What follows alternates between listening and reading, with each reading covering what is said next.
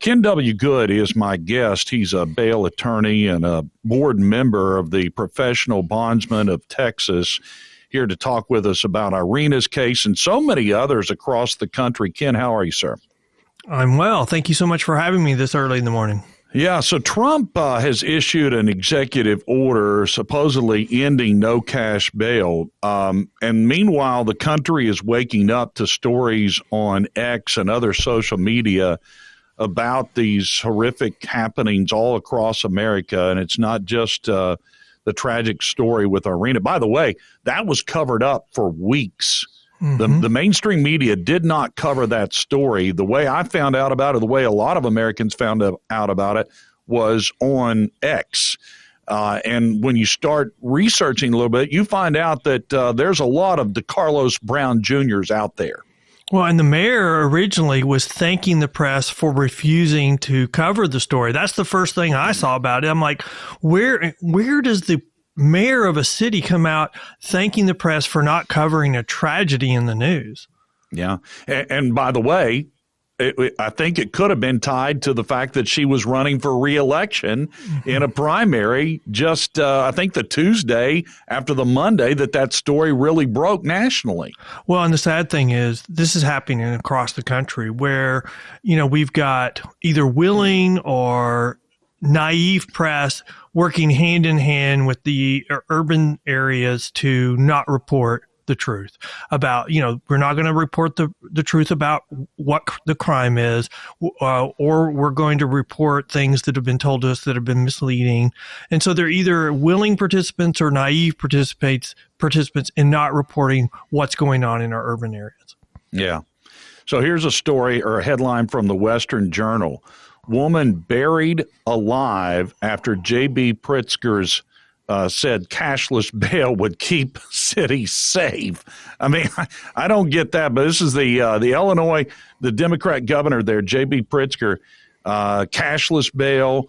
It enabled a man with more than 70 arrests to roam the streets before he allegedly burned a woman alive in Chicago. And we're talking about this thug here. I mean, this guy arrested 70 times and then was out on this, I guess, cashless bail. Is that what it is?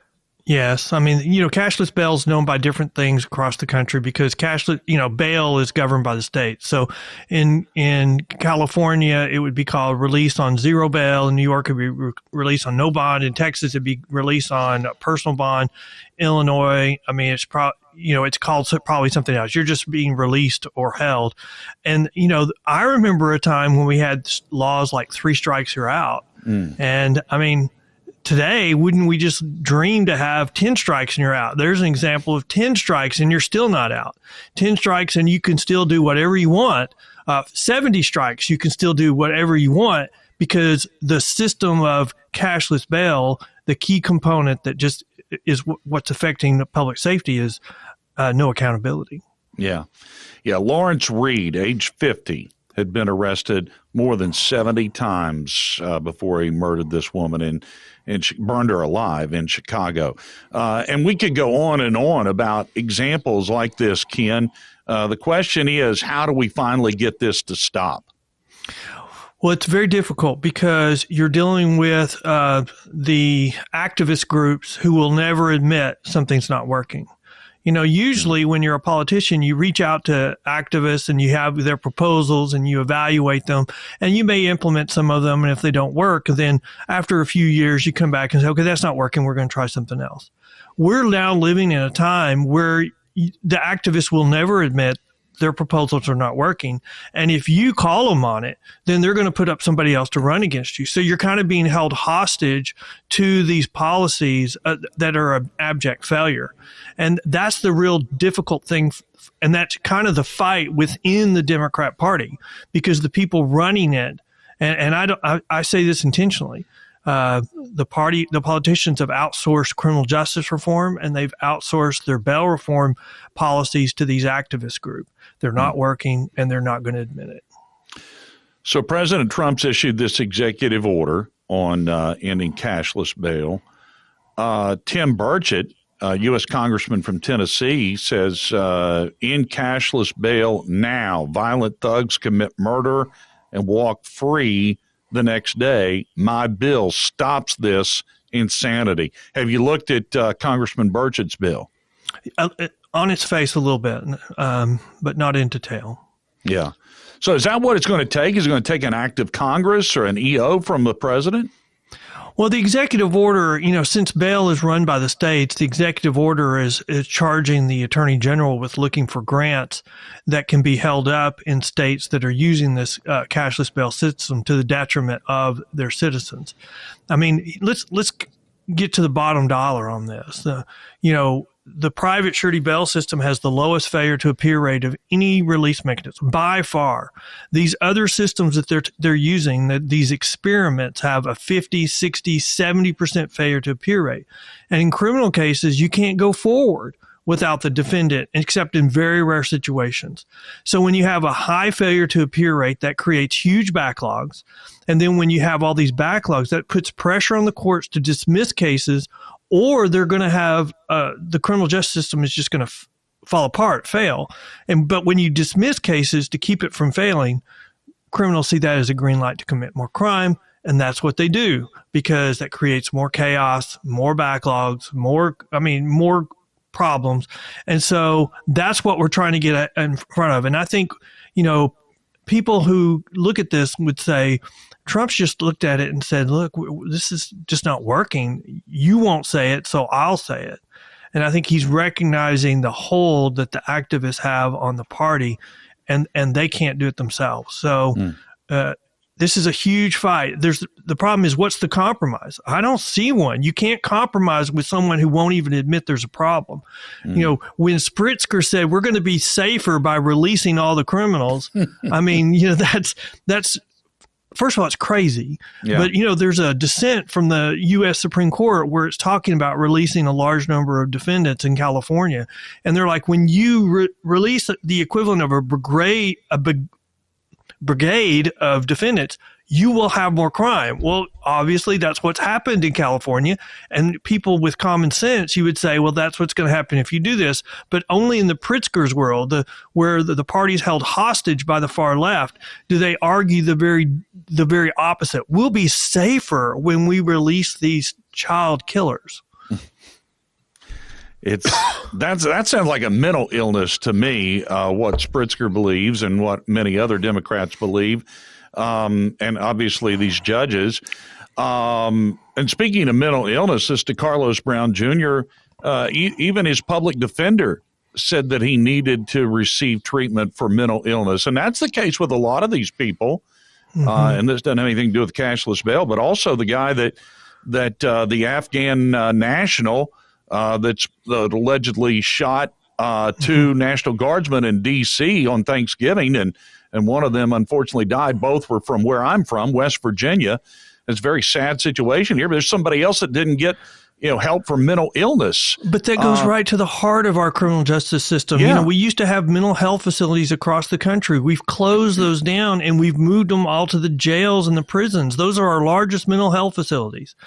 And the biggest problem with this mental health criminal justice reform is we've kind of made mental health a king's X on crime. So if you allege you have a mental health problem, well, then we're going to dismiss your criminal case, and we don't have the infrastructure to give you help outside of jail, outside of prison.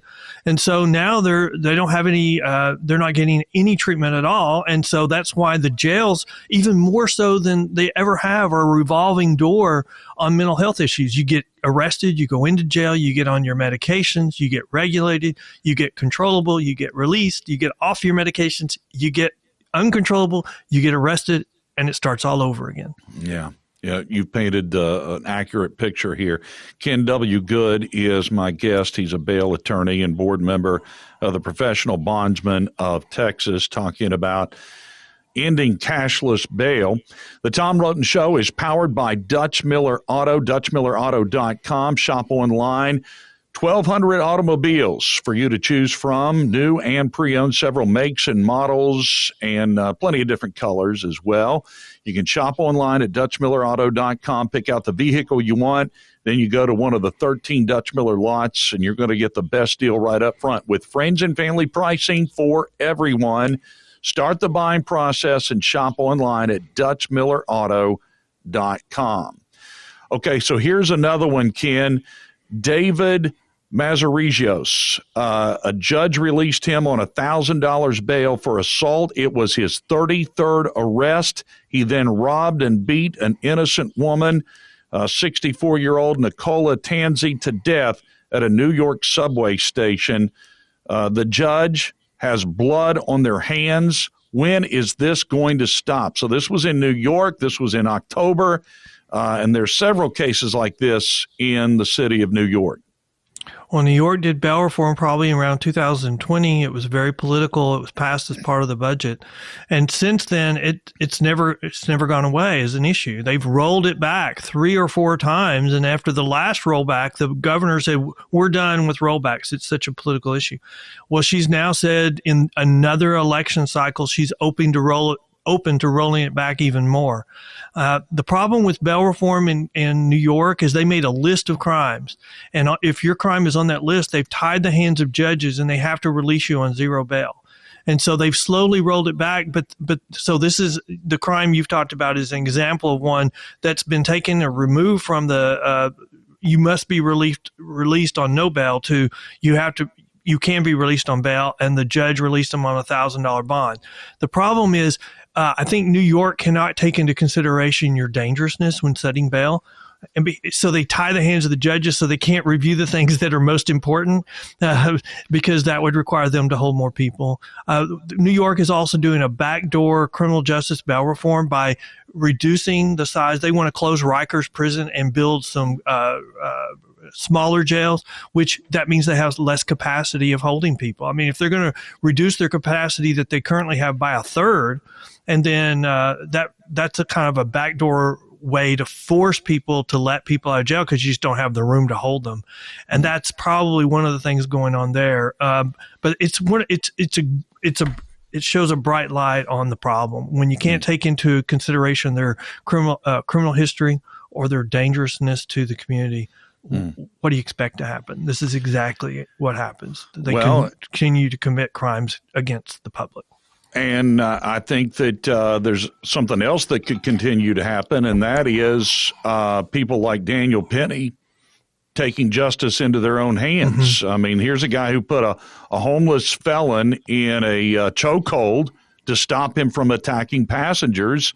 It ended up being fatal. I don't think that was his intent, but this guy was held on a $200,000 bail. I mean, they tried to prosecute him. Thankfully, he's found innocent. But too bad there wasn't a Daniel Penny. Just like he was on that commuter train in New York. Too bad there wasn't a Daniel Penny on that commuter train in Charlotte. Somebody who could have stepped up and saved Iryna Zarutska. Those people just sat around and acted like nothing was going on while she sat there and bled to death. Well, one of the reasons why they charged the guy in New York was because of vigilante justice. They don't want there to be more and more vigilante justice. So they charged him to try to put a damper on that. And so I think that's a real concern to these leftist, soft on crime people because the public will demand justice. And if the system will not give it to them, then the mob will. And so we've had several examples of vigilante justice. And on the North Carolina one, that happened so fast. I think if somebody had stepped up immediately, I don't think they could have stopped what he did because, I mean, he just stood up and stabbed her. She didn't even know she'd been stabbed, or I think the people sitting around her didn't know she'd been stabbed initially. But that's exactly what happens. There was something in the press recently about a guy who kept getting arrested for spitting on women, and they just kept releasing him. Well, one night he got the crap beat out of him by two guys who probably he'd spit on their woman, and so. That's what's happening. I mean, we have criminal laws to protect the criminals, not to protect the public. I mean, once they're in custody, it's to protect them from the mob. And so if you're not going to protect them from the mob, then the mob will get justice. And, people from, my side, we have a system of justice and we need to work through the system. If the system is going to collapse because of these soft on crime policies, there will be justice. And it won't be the justice that the left is thinking of or the activists. It will be more like the Old West. When I start researching these stories, Ken, and I don't know if you've noticed this. I don't know if you want to get into this part of the subject, but it does seem like most, if not all, of these people that are being released on cashless bail, not only did they have a very long criminal history, but they're also Black.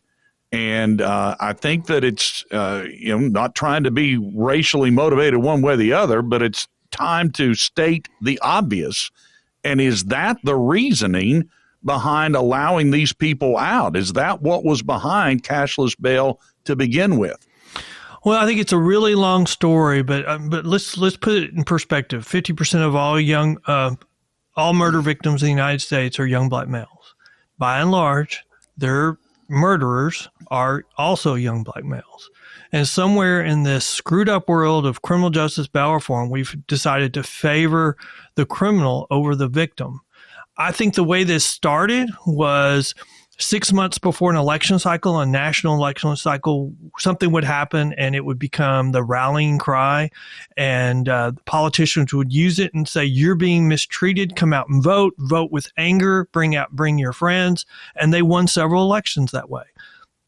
The problem is, once the election was over, they just went back to business as usual. So their supporters saw that and they started electing what I would call the true believers. Some people would call them the crazies, who actually believed that and started putting in policies in effect. And we're now at that point where we've got a civil war in the Democrat Party. You can see that in New York, where I would say the true believers won, and also with a reaction against Trump. And then you've got the old guard of the party losing. Look at the leader of the Senate, Schumer. He couldn't get reelected if the election was today. If he wanted to, he probably couldn't even win the primary. And so you've got this inward fight, and it's one of their own creation. If you look at just research, we have a larger amount of crimes being committed by our minority communities. There's a reason for that. There's a whole bunch of reasons for that. Used to, because by and large, we commit crime within our social groups. But historically, we have not policed crime in that area like we have other areas. And so that was a green light to commit more crime. And so we do have a problem. We do have a problem. There's a study out of Minnesota that showed that by and large, crime is being committed disproportionately by that minority group. And that explains a lot about why we have a disproportionate number of arrests from that minority group. We can't have the philosophy of, well, we just have to release them because of the color of their skin. We need to look at the crime and each thing individually. But I always get really upset when people argue that, especially in our urban cities, when the bailiff is that same minority, the DA, assistant DA is that same minority. The judge is that same minority, and the jury is all that same minority, and they come to a conclusion, and it's racially biased. I absolutely just reject that argument. Yeah. Earlier this year, there was a post about this from a January 2022 crime. Dylan McGinnis in Indianapolis, he killed a white man. And McGinnis, I may be wrong on that. McGinnis is the white man. He was the victim, but he was killed by a Black career criminal in Indianapolis, and that career criminal was set free by the Bell Project organization fighting racial disparities. So that's exactly what they were doing. They were trying to make sure that Black men got out of jail. Well, but the Bell Project originally started, and they raised all their money during the George Floyd riots, protests, whatever you want to call it. And their argument was, there's a whole bunch of poor people that on low-level crimes that are stuck in prison or stuck in jail, in the county jail, pre-conviction. And so we're going to solve that. And so the problem is when they started looking, they found that there was no low-level people stuck in jail for inability to pay. And so they started bonding out people that the bail industry would not bond out. They started bonding out career criminals that after they had poisoned their family, no one would help them anymore because they had committed so many crimes. And so those people are hardened criminals. And when you bond them out, give them freedom, they just go back and commit more crimes. And that's exactly what happened. The Bail Project has gotten in trouble because of that practice. And several states have limited their ability to post bond as a result. Yeah. So what has state of North Carolina done in response to the murder of Iryna Zarutska? They passed Iryna's law where they made a list of violent offenders, and they're no longer eligible for what their equivalent is, cashless bail. And so I think that's a good starting point. I think it will be built on in future legislative sessions. I mean, it passed very quickly. Even the Democratic governor who said he didn't really support it agreed to sign it because he thought it did more good than bad. And one of the things that it does is it attempts to address the mental health issue. I don't think it does it. If you and I could find a solution to the mental health problem, we'd be billionaires. So it's something that's not very easy to find a solution, but it has made an attempt to address the mental health issue by doing, a better triage at the beginning and seeking treatment. And so I applaud them for that. I just think that is I don't know what the solution for mental health is, but it's not what we're currently doing, because currently we're doing nothing but releasing them so that we don't have to pay any money for it. And then the public is the one putting up with that as they commit more crimes. So another one that the dad has testified in front of Congress, Logan Swifty, was a college co-ed executed as she slept by a career criminal who broke in, then went on a shopping spree with her credit card. Again, this was, white girl, black guy, and he had been given, cashless bail, was let out in spite of having a rap sheet as long as your arm. Well, you keep coming back with examples after examples of career criminals that do bad things. And I think this highlights the fact that the people who are committing a lot of this crime is, a small group of people. I like to describe it as the city within the city, the city of criminals. And what people don't realize is between the law and order citizens and then the city of crime is this little gray area. And probably the gray area is larger than the crime city.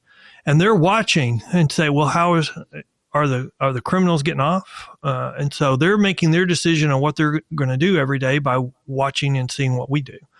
If we let them off, they're like, well, shoot, there's no consequences, so we're going to commit crime too. When there's consequences, well, no, we're going to be law and order citizens because we don't want the consequences. And so we need to keep that in mind, because when we have these examples, we're letting go that small group of people who commit crime over and over, and then the people in the gray area are watching. And we need to isolate the career criminals. That is a actual philosophy for fighting crime, is career criminals need to be isolated. That's what prison's for. Yeah. And we used to have 3 strikes and you're out. And now we don't have 17 strikes, you're out. We don't have 18 strikes, you're out. We have 70 in one of our examples. Yeah. But if we did, we would be safer. Yeah. We're talking with Ken W. Good. He's a bail attorney and board member of the Professional Bondsmen of Texas. President Trump has issued an executive order ending no cash bail. Congressman Burchett looking to do something about this as well. And, we have several examples that we've gone over here. And I mean, it's quite troubling, Ken. And I think, it's going to take, victims like that young co-ed's dad who went and testified before Congress. And it's going to take their families who are speaking up and speaking out against this. It's odd, though, that Democrats would dig in on this issue because, I mean, I would think, I don't know if it's been polled or not, if you have any of that information, but I would think it would be a definite losing issue. Well, this is a cycle. We're committing the same cycle that we did in the 60s. In the 60s, we felt safe. So we were more forgiving on our criminal laws. Crime started going up as more criminals were released from prison. And then suddenly, what do you do about that? And in the 60s, the same thing happened. One side of the political spectrum refused to participate or agree on what to do. And as a result, in the 80s, we had a backlash and we had Reagan elected, and part of his platform was the war on drugs. I would argue that we've just been through the exact same thing. If you add immigration and crime on that, the election of Trump 2.0, it was partly a backlash on crime. It would have happened an election cycle sooner, except for the Supreme Court's ruling on abortion, which the anger against that probably overcame the crime backlash. And so it got through one more election cycle. But I would argue that we're doing the same thing that we happened. And I would say since the pendulum swung further to the left today, it could potentially swing further to the right. And I think the Democrats, the only lesson they learn, or the far left, the activists, the only lesson they learned from the 60s is they can't admit there's a problem. If they admit there's a problem, then it was their fault, and the public will punish them for that.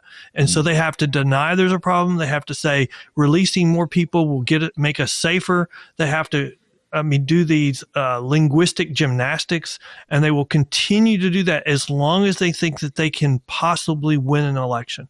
If they lose another national election and crime is a big issue, then they'll fall apart. I mean, you can already see the strains. You can see the civil war among the party, but it's going to take one more loss, one more law and order fight at the ballot box, and then the cycle will be complete, and the Democrats and the far left will return to be a law and order party. You're a bail attorney there in Texas. What's it like there in that state? I know you had, I think it was earlier this year, Quentin Allen was out on bond when he shot 29-year-old Luis Espinoza 6 times, killing him in cold blood. And this is, again, somebody who was let out on cashless bail. Well, Texas has actually gone the opposite direction of a lot of these states on bail reform. It has strengthened the criminal justice system and limited the use of these cashless bail or simple release. They've precluded a whole list of violent offenses from being eligible for a personal bond, which is Texas' equivalent of cashless bail.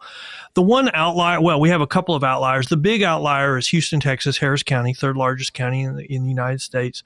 And it has pushed through bail reform in the misdemeanor level through a consent decree. And the consent decree was just a settlement put into a court order in federal court, and both sides, the city council and the plaintiffs, were all agreed. So they actually rejected Texas law and then implemented their own system. And so a lot of what's going on in Texas has been the legislature fighting with Harris County, Houston, Texas, over who sets bail reform. The case that started that, and actually has been cited across the country until the Fifth Circuit said it never should have been ruled in the federal system, but they're still following the settlement in Harris County. The Texas Attorney General filed an intervention and a motion to dismiss it. The trial court has tied his hands, won't let him argue his best argument. So he's taken an appeal to the Fifth Circuit. I think he just filed that in the last week or two, right before Thanksgiving. So I would say Texas is moving in the right direction. These soft on crime DAs have a very short shelf life. They only last 1 or 2 election cycles, and they're usually replaced by a law and order DA. And that's what we're seeing in San Antonio. Their soft on crime DA has decided not to run for re-election. In Harris County, they elected a new soft on crime DA, but he's being very moderate. And so I think he's watch the tea leaves. And so I think that, which is good, but historically that means Soros won't support him for re-election. And so I think Texas is moving in the right direction, but there's still room for an additional movement, especially in this case that's kind of mucking everything up. Yeah. You mentioned the 2020 riots after George Floyd died. I mean, ironically, that playing a role in allowing these thugs out. George Floyd went to jail 8 times. George Floyd had 23 arrests. George Floyd had held a gun to a pregnant woman's stomach during a robbery. George Floyd would still be alive today. We wouldn't have had cities destroyed, millions of dollars worth of damage and people injured and killed with those riots in 2020 had he gotten the help that he needed to get, because, again, you have a mental illness issue there with George Floyd, obviously, and the drugs and everything else that were involved.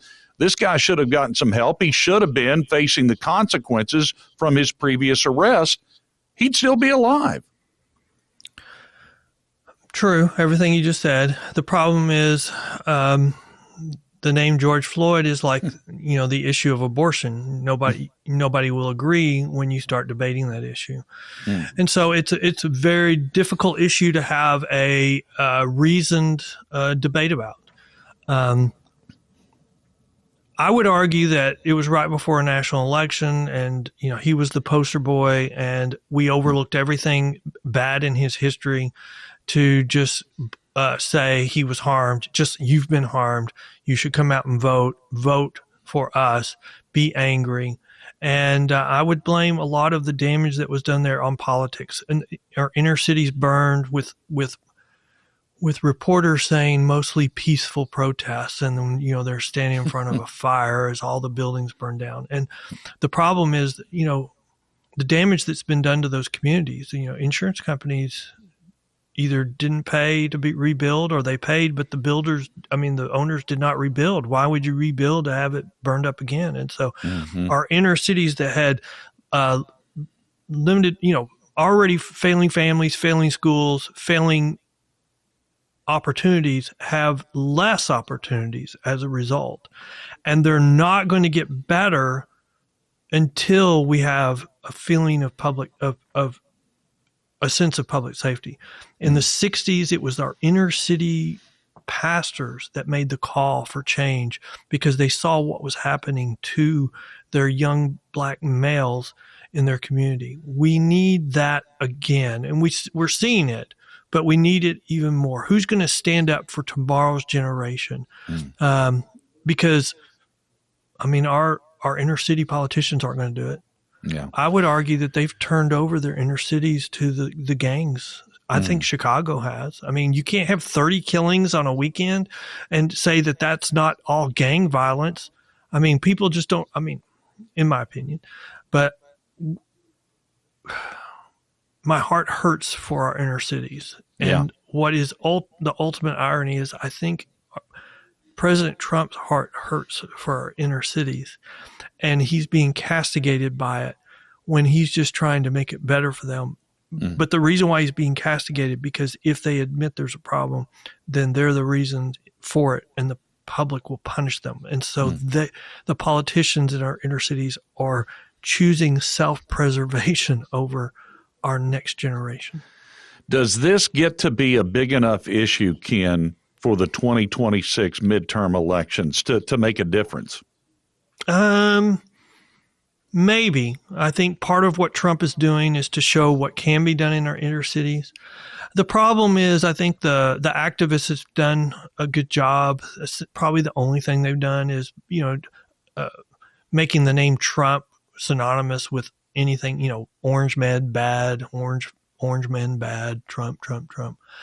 So they have nothing else. I don't know what they're going to do in, the next national election after the midterms, because Trump's not going to be there. I predict that every politician on the Republican side after Trump will be worse than Trump. And so that's what they'll use as their rallying cry. When your whole argument is Trump, bad, it works. It works for a little bit. And especially, I mean, you can see the model that they're going to use in the future for politicians. It's going to be the AOC, the Mamdani, who have a good face, that young, and they can sound good on TV. And no depth, will listen to the activists, do whatever they're told, and that's the model for the future of the activist politicians. Mm. That's troubling and scary times ahead then. Ken W. Good, bail attorney and board member of the Professional Bondsmen of Texas. Where can folks learn more about this issue, Ken? Well, they can go to our website, pbtx.com, the Professional Bondsmen of Texas, pbtx.com. We have a blog where we highlight criminal justice stories. We also have our own podcast. There's a link on our menu, but you also can go straight to the website, thebailpost.com. All we cover are criminal justice issues, what works, what does not work. When people say, hey, the number one reason why people are stuck in jail is because of their ability to pay, that's false. There's a study on it. The number one influence on how long they're in jail pretrial is their criminal history. And so we have episodes on all kinds of things. Defunding the police will make you safer. No, there's actually a whole wealth of studies on it. Decreasing the police will increase crime, and especially the murder rate. If you want to decrease your murder rate in your city, for every 10 police officers, you'll save one person. And that's what's getting rejected and ignored, the real signs. And so thebailpost.com, that's all we talk about is criminal justice issues. Good deal. Ken Good, thank you so much for coming on today. Really appreciate it. Thank you for having me.